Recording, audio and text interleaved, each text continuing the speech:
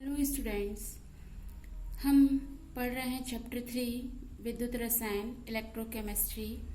तो पिछली वीडियो में हमने ऑक्सीकरण, अपचयन, ऑक्सीकारक और अपचायक के बारे में पढ़ा था।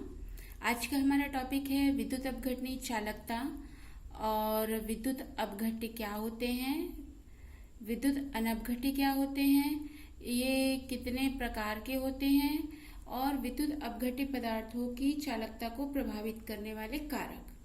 तो चालकता हम समझते हैं हमारे आसपास जो हम वस्तुओं को देखते हैं, कुछ धातुएं हैं, मतलब ऐसे पदार्थों को हम देखते हैं जिसमें सभी में विद्युत धारा प्रवाहित नहीं होती है।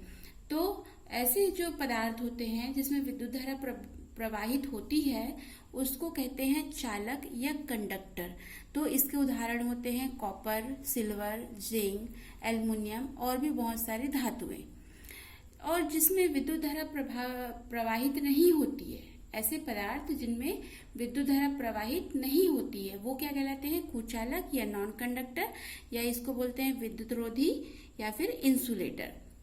तो जैसे रबर, लकड़ी, मोम, ये सभी किसके अंतर्गत आते हैं, कुचालक या फिर विद्युत रोधी के अंतर्गत। अब इनके अलावा भी एक ऐसा वर्ग होता है जो ठोस अवस्था में तो विद्युत के कुचालक होते हैं, लेकिन पिघली हुई अवस्था में या फिर जली विलयन में, हमने चैप्टर 1 में इसको पढ़ा था। तो ये जो है विद्युत अपघट्य या इलेक्ट्रोलाइट्स कहलाते हैं, जैसे sodium chloride, sodium hydroxide, copper sulphate और भी दूसरे यौगिक। तो इस तरीके से ये जो है चालक, कुचालक और विद्युत अपघट्य। तो जो विद्युत चालक हैं ये दो प्रकार के होते हैं, एक होता है धात्विक चालक और दूसरा होता है विद्युत अपघट्य। तो जो धात्विक चालक होते हैं इसको हम देखते हैं, धात्विक चालक मेटालिक कंडक्टर्स। ये वे धातुएं होती है जो अपने में विद्युत धारा प्रवाहित होने देती है किंतु उनमें कोई रासायनिक परिवर्तन नहीं होता है।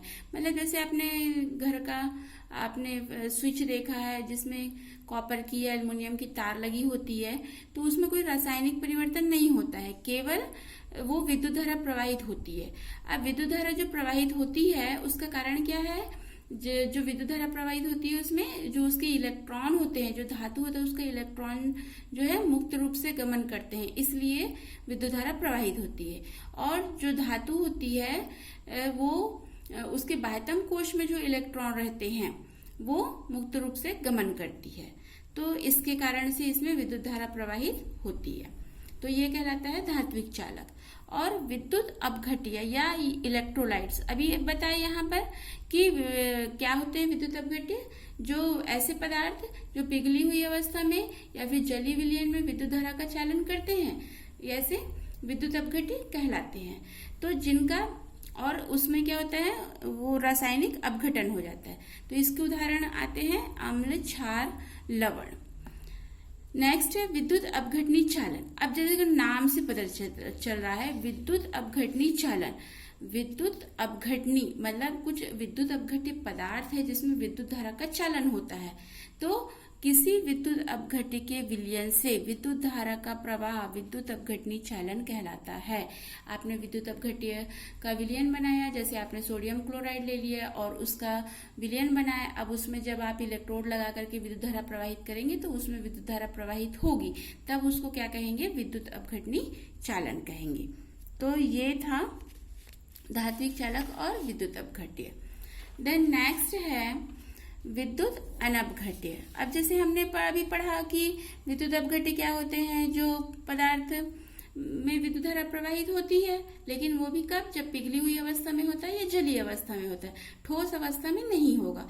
तो इसके विपरीत विद्युत अनपघट्य या नॉन इलेक्ट्रोलाइट्स होते हैं। तो वे पदार्थ जो अपनी पिघली हुई अवस्था में अथवा जलीय विलयन में विद्युत धारा का चालन नहीं करते हैं किंतु विद्युत अनपघट्य कहलाते हैं। तो ये क्या होंगे, यूरिया, शक्कर, ग्लूकोज, एथिल अल्कोहल आदि।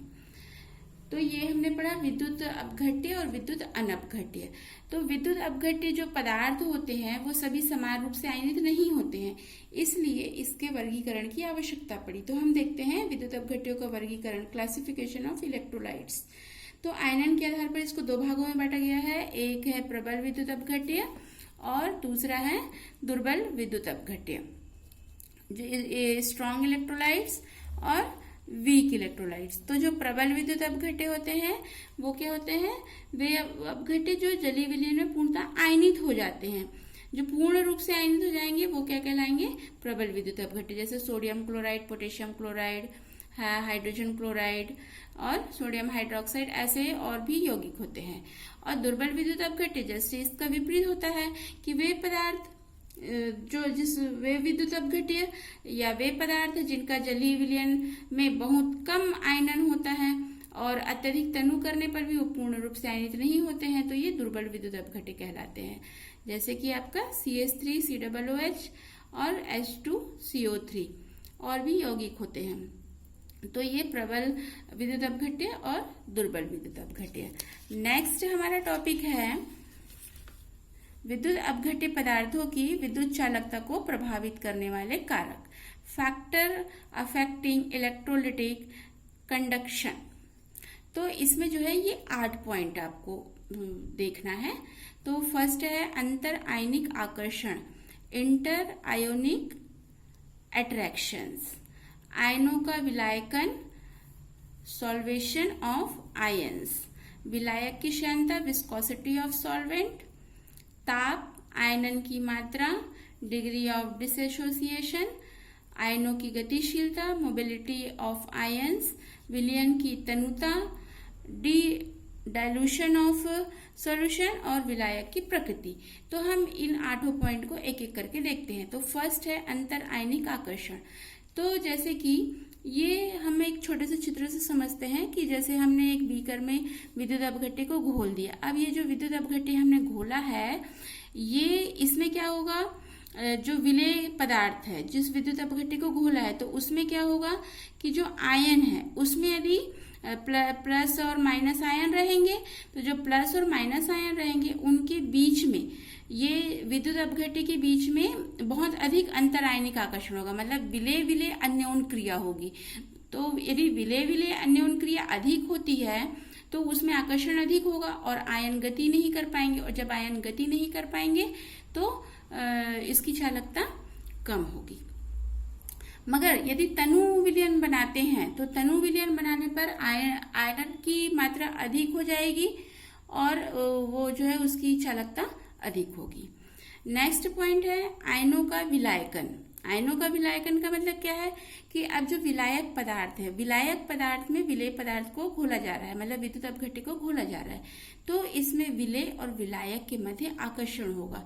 तो यदि आकर्षण अधिक होगा तो चालकता कम होगी, लेकिन यदि आकर्षण कम होगा, मतलब विलयन को यदि तनु किया जाएगा, तो ये आयन मुक्त होंगे और वो उसकी चालकता अधिक होगी।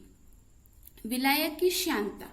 विलायक की श्यानता से क्या मतलब है, यदि विलायक की श्यानता अधिक होगी तो आयनों की गति में कोई अधिक बाधा उत्पन्न होगी, और जब बाधा उत्पन्न होगी तो विद्युत की विलयन की विद्युत अपघट्य कम होगी। ताप। ताप से क्या प्रभाव पड़ेगा, अब जैसे जब हम ये विलयन को हमने बनाया है, अब ये जो विलयन है इसको हम गर्म करेंगे, तो जब गर्म करेंगे तो क्या होगा, जो इसमें आयन है या जो अंतर आयनिक आकर्षण है, ये सभी खत्म हो जाएगा और आयन जो है तेजी से गति करने लगेंगे, मतलब गतिज ऊर्जा बढ़ जाएगी, और जब गतिज ऊर्जा बढ़ जाएगी तो आयन बहुत अधिक तेजी से गति करेंगे, तो उसमें विद्युत चालकता बढ़ जाएगी। नेक्स्ट है आयनन की मात्रा। पता चल रहा है आयनन की मात्रा मतलब जितना अधिक आयनन होगा, जो विद्युत चालकता है वो आयनन पर ही निर्भर करता है, मतलब जितनी अधिक आयन आयनित होगा उतनी ही अधिक विद्युत चालकता होगी, और आयनन जितना कम होगा विद्युत चालकता भी उतनी कम होगी। आयनों की गतिशीलता। अब जो विद्युत अपघट्य पदार्थ की विद्युत चालकता को प्रभावित करने के लिए आयन की गतिशील होना आवश्यक है। यदि आयन गतिशील नहीं होगा तो विद्युत की चालकता कम होगी, और यदि आयन की गतिशीलता अधिक होगी तो विद्युत चालकता अधिक होगी।